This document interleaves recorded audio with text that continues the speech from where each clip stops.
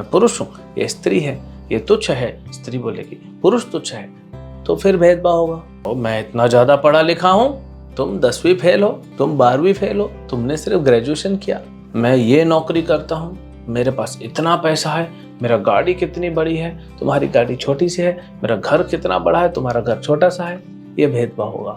या फिर वो सोचे कहो मेरा घर तो कितना छोटा है, अंबानी का घर कितना बड़ा है। हरे कृष्ण। भगवद गीता अध्याय 5 श्लोक संख्या 19 और 20। यह बतैर्जितः सर्गो येषां साम्ये स्थितं मनः निर्दोषं हि समं ब्रह्म तस्माद् ब्रह्मणि ते स्थितः न प्रहर्षेत् प्रियं प्राप्य न द्विजेत् प्राप्य चाप्रियं स्थिर बुद्धिरसम्मूढो ब्रह्मविद् ब्रह्मणि स्थितः। जिनके मन एकत्व तथा समता में स्थित हैं, उन्होंने जन्म तथा मृत्यु के बंधनों को पहले ही जीत लिया।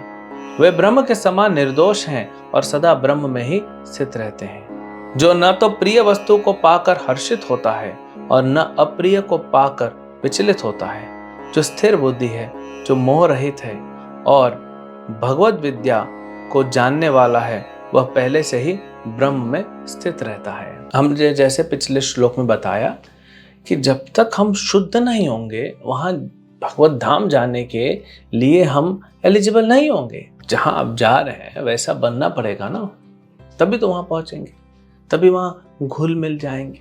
ऐसे ही अशुद्ध अवस्था में भेज दिया, फिर वापस आना पड़ेगा। जैसे होली का सीजन आता है तो बच्चे लोग होली खेलने जाते हैं, कई बार पूरा रंग, गीला रंग पूरा टिप टिप टिप टिप करता रहता है, पूरा फर्श खराब होता है। और घर में घुसने से पहले उसको बोला जाता है नहा के आओ, पहले थोड़ा सा नहा के आओ, ये कलर पूरा नहीं तो हमारा घर का फर्श खराब कर देगा। तो अशुद्ध अवस्था में नहीं आ सकते, इसीलिए भगवान भी कहते हैं शुद्ध हो जाओ फिर आओ। शुद्ध कैसे होगा? जब वो भक्ति पथ पे आएगा, क्योंकि भक्ति पथ पे आने के बाद वह समझेगा कि आत्म तत्व क्या है। कर्म योग से, ज्ञान योग से, ध्यान योग से एक सीमित ज्ञान हमको मिलता है। जैसे इसमें भगवत विद्या की बात की है, उसमें नहीं समझ सकते पूरा। भक्ति ही एकमात्र पथ है जिसमें आप समझ सकते हैं कि भगवान कौन है, आत्मा जो भगवान का अंश है वह आत्म तत्व क्या है और दोनों के बीच संबंध क्या है। जब तक ये नहीं समझेंगे तो कार्य कैसे होगा? मैं अगर अपने आप को शरीर मानता हूँ कि मैं शरीर हूँ, मैं हिंदू हूँ, मैं पुरुष शरीर में हूँ, मैं भारतवासी हूँ, मेरा इतनी उम्र है, मेरा इतना क्वालिफिकेशन है, तो फिर कैसे होगा? फिर भेदभाव देखेगा, वो मैं हिंदू हूँ, वो मुस्लिम है, वो क्रिश्चियन है, वो चीनी है, मैं भारतीय हूँ, वो रशियन है, वो ऑस्ट्रेलियन है। भेदभाव होगा तो झगड़े होंगे। तो मैं पुरुष हूँ, ये स्त्री है, ये तुच्छ है, स्त्री बोलेगी पुरुष तुच्छ है, तो फिर भेदभाव होगा। फिर हम देखते हैं कि ओ मैं इतना ज्यादा पढ़ा लिखा हूं, तुम 10वीं फेल हो, तुम 12वीं फेल हो, तुमने सिर्फ ग्रेजुएशन किया, मैं ये नौकरी करता हूं, मेरे पास इतना पैसा है, मेरा गाड़ी कितनी बड़ी है, तुम्हारी गाड़ी छोटी सी है, मेरा घर कितना बड़ा है, तुम्हारा घर छोटा सा है, ये भेदभाव होगा। या फिर वो सोचे कहो मेरा घर तो कितना छोटा है, अंबानी का घर कितना बड़ा है। तो जीवन में क्या चल रहा है आप देखिए ना, इनके पूरे संसार में यही चल रहा है। एक व्यक्ति अपने आप को दूसरे से कंपेयर कर रहा है, ये किधर की बुद्धिमानी है? हमारा मनुष्य जन्म जो है हम ऐसे व्यर्थ गंवा रहे हैं। जो मनुष्य जन्म मिला है कुछ बहुत ही विशेष प्राप्त करने के लिए, जो पशु पक्षी नहीं कर सकते, वो विशेष प्राप्त करने को छोड़ हम बैठे हैं छोटी छोटी चीजों में झगड़ा करने के लिए। कई बार आपने देखा होगा पार्क में या समुद्र किनारे कुछ लोग अपने कुत्तों को घुमाने आते हैं, तो अलग अलग वैरायटी के कुत्ते होते हैं, छोटा कुत्ता होता है, कोई बड़ा होता है। तो एक कुत्ता दूसरे कुत्ते को देखता है, वो भी सोचता होगा ना, देखो मैं बड़ा कुत्ता हूँ, तुम छोटा कुत्ता हो, है ये भेदभाव भी करेंगे। फिर एक कुत्ता दूसरे कुत्ते को बोलेगा देखो मैं अपने मालिक के साथ मर्सिडीज गाड़ी में जा रहा हूँ और तुम किस में जा रहे हो, तुम मारुति में जा रहे हो। अब पशु अगर करे भी ना तो चलता है, क्योंकि उसकी बुद्धि पशु जैसी है, हम मनुष्य हैं, तो हमको समझना पड़ेगा। ये भेदभाव में पूरा जीवन लग गया है। आप देखिए अपने जीवन को थोड़ा एनालिसिस कीजिए, क्या दिन भर 24 घंटा आप भेदभाव नहीं कर रहे हैं?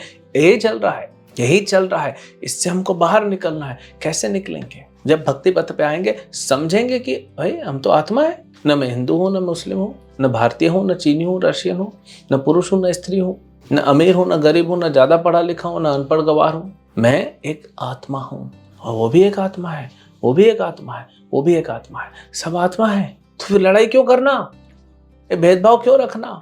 तो फिर समता की दृष्टि से देखेगा, फिर समझेगा कि हम सब आत्मा हैं, तो हम सबको बनाया किसने और इस सृष्टि चला कौन रहा है। फिर पता लगाएगा भगवान कौन है। अलग अलग अवतारों का डिटेल विस्तार पूरा वर्णन भागवत में दिया है। ठीक है, भगवान है, हम हैं, हमारा कुछ तो संबंध होगा ना। फिर उस संबंध को पता लगा, फिर पता पड़ेगा अरे हम तो भगवान के अंश हैं। मामे वांशो जीवलोके जीवभूत सनातन, हम तो भगवान के अंश हैं। तो अगर हम भगवान के अंश हैं, भगवान आनंद में है, हम क्यों दुख में हैं? एक 10 साल का बच्चा देखेगा मैं दुख में हूं लेकिन पिताजी आनंद में, मैं गरीबी में सूखी रोटी खा रहा हूं और मेरे पिताजी मालपुआ खा रहे हैं। ऐसा कब होगा? जब वो बच्चा अपने पिता को छोड़ के भागेगा। तो भगवान आनंद में, मैं क्यों आनंद में हूं? क्योंकि मैं भगवान से अलग हो गया हूं। भगवान इधर है, मैंने अपना मुंह फेर लिया है। तो क्यों ना मैं भगवान की तरफ देखूं, भगवान से अपना संपर्क बनाऊं और उनकी सेवा करके जहां भगवान है वहां पे वापस जाऊं। तब क्या होगा? तब जो भगवान को आनंद है वही आनंद है, हाँ? वही नहीं, उससे ज्यादा आनंद आपको मिलेगा।